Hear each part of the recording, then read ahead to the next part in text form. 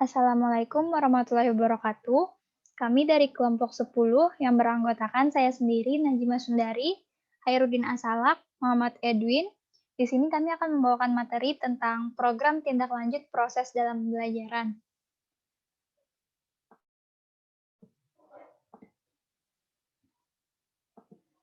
Baik, langsung saja.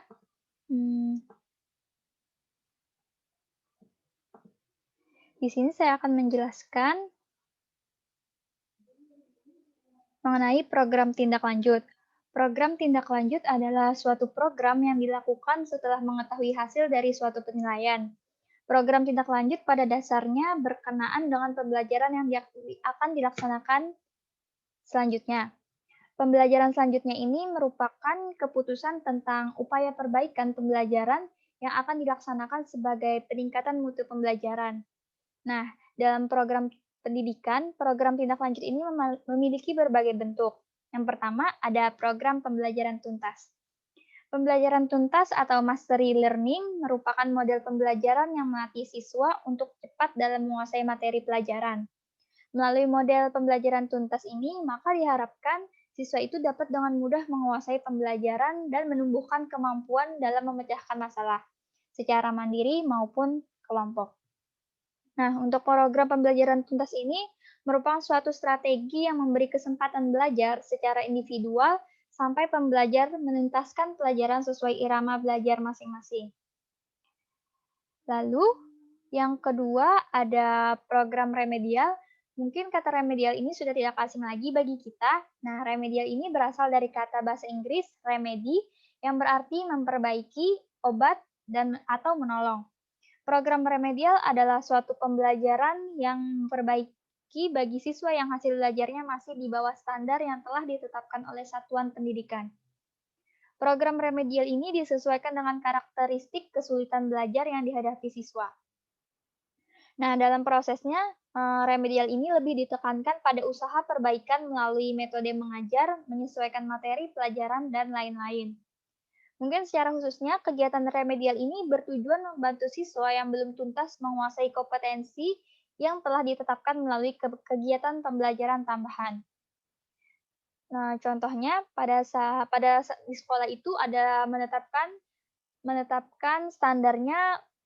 nilai standarnya 75. Nah, jika ada seorang siswa yang mendapat nilai yang tidak mencapai standar itu, maka siswa ini berhak mendapatkan program remedial ini.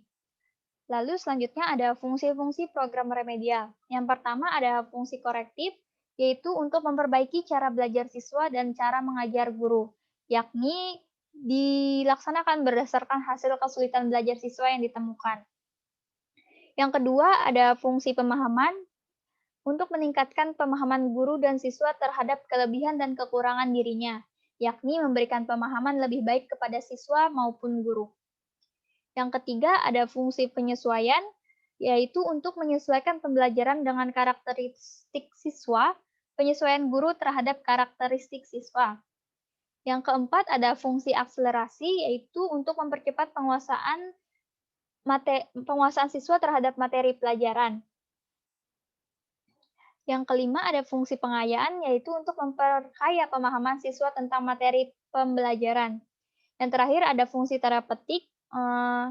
Fungsi terapeutik ini untuk membantu mengatasi kesulitan siswa dalam aspek sosial pribadi, di mana fungsi terapeutik ini ditunjukkan dengan kegiatan-kegiatan membantu siswa yang mengalami kesulitan dalam aspek sosial dan pribadi. Selanjutnya, akan dibacakan oleh teman saya. Baik, selanjutnya yaitu program pengayaan. Program pengayaan dapat diartikan memberikan tambahan, perluasan pengalaman atau kegiatan peserta didik yang teridentifikasi melampaui ketuntasan belajar yang ditentukan oleh kurikulum. Nah, artinya program pengayaan itu dilaksanakan ketika peserta didik teridentifikasi telah melampaui kriteria belajar yang ditentukan. Next. Selanjutnya yaitu prinsip-prinsip program pengayaan. Yang pertama ada inovasi, yaitu guru perlu menyesuaikan program yang diterapkannya kepada peserta didik, baik dari karakteristik kelas, lingkungan hidup, dan budaya peserta didik. Yang kedua yaitu kegiatan yang memperkaya. Contohnya seperti dalam menyusun materi atau mendesain kegiatan pembelajaran, membangkitkan minat, merangsang pertanyaan, dan sumber-sumber yang bervariasi. Dan yang terakhir yaitu merencanakan metode yang luas dan metode yang bervariasi. Selanjutnya akan dijelaskan oleh Hairudin Asalak.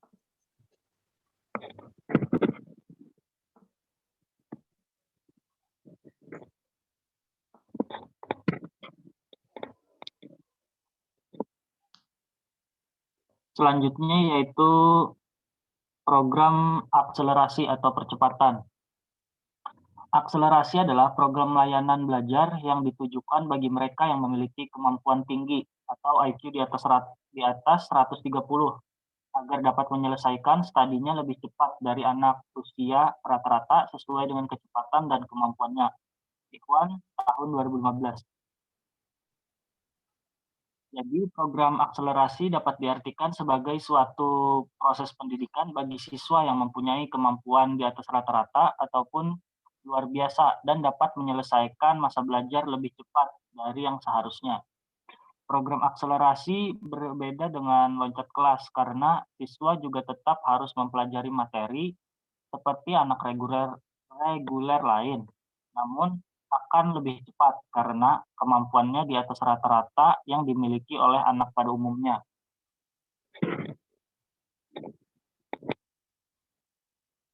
Next.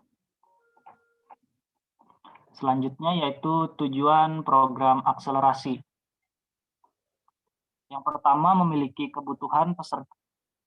kebutuhan peserta didik yang memiliki karakteristik spesifik dari segi perkembangan kognitif dan afektif. Yang kedua, memenuhi hak asasi manusia peserta didik yang sesuai dengan kebutuhan pendidikan bagi dirinya sendiri. Yang ketiga, memenuhi minat intelektual dan perspektif masa depan peserta didik. Yang keempat, memenuhi kebutuhan aktualisasi diri peserta didik. Yang kelima, menimbang peran serta peserta didik sebagai aset masyarakat dan kebutuhan masyarakat untuk pengisian peran. Dan yang terakhir, menyiapkan peserta didik sebagai pemimpin masa depan. Selanjutnya ada tujuan khusus dari program akselerasi yang pertama yaitu meningkatkan efisiensi dan efektivitas proses pembelajaran peserta didik. Yang kedua, mencegah rasa bosan terhadap iklim kelas yang kurang mendukung perkembangannya potensi keunggulan peserta didik secara optimal. Dan yang terakhir, memacu mutu siswa untuk meningkatkan kecerdasan intelektual, spiritual, dan emosional secara seimbang.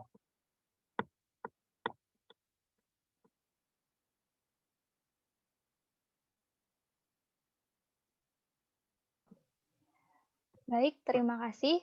Mungkin itu saja penyampaian materi dari kelompok kami. Jika ada salah-salah kata maupun pengucapan, kami mohon maaf. Saya akhiri. Wassalamualaikum warahmatullahi wabarakatuh.